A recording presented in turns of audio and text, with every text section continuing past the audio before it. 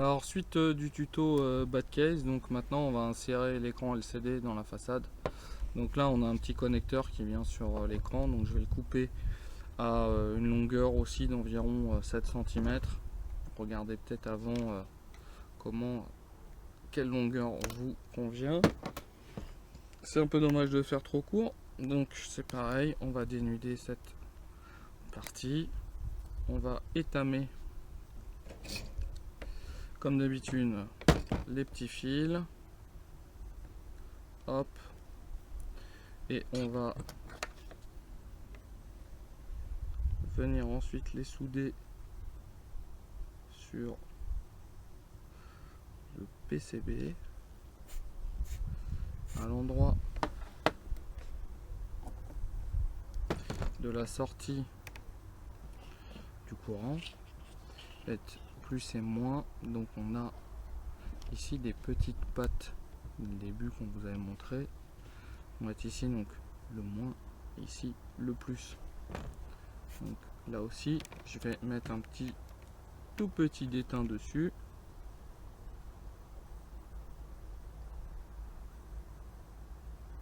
Pas besoin de charger là pour le coup, sinon on va être obligé de prendre le gros fer à souder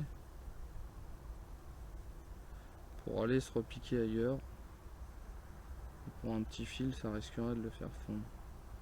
Là ça fait une petite boule, on s'assure qu'elle tienne bien hein, sur le cuivre, que ce soit pas juste posé dessus. Et là donc voilà, je vais souder le moins dessus, hop, et faire passer le plus. J'aurais pu les couper à des longueurs différentes hein, si vous voyez, le plus ici,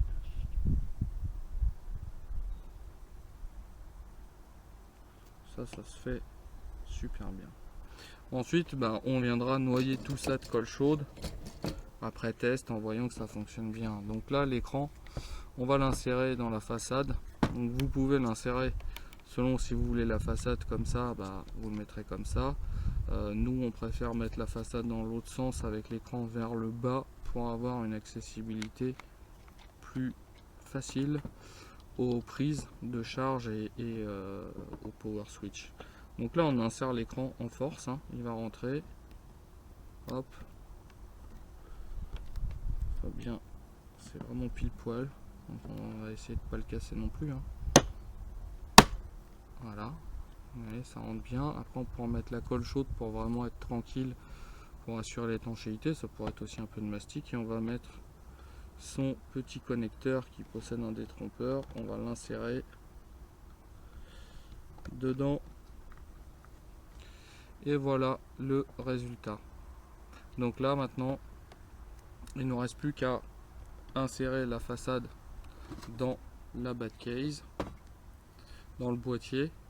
Donc là ce qu'on fait c'est que la première précaution à prendre c'est d'insérer la batterie. On insère la batterie, on la bloque avec de la mousse etc, qu'elle ne bouge plus. Ensuite on pourra venir la connecter directement ou la souder si vous préférez pas mettre de ce connecteur, ou si vous avez peu de place. Un connecteur ça prend beaucoup de place quand même, c'est pas toujours évident. Nous on préfère souder directement plus et moins batterie. C'est faut être précautionneux mais ça se fait très très bien. Donc ça c'est le haut de la bad case avec le logo de courant, et puis sur le bas on a les fixations d'attache de la bad case. Donc les fixations d'attache de la bad case, elles viennent se mettre ainsi avec des petites vis et des écrous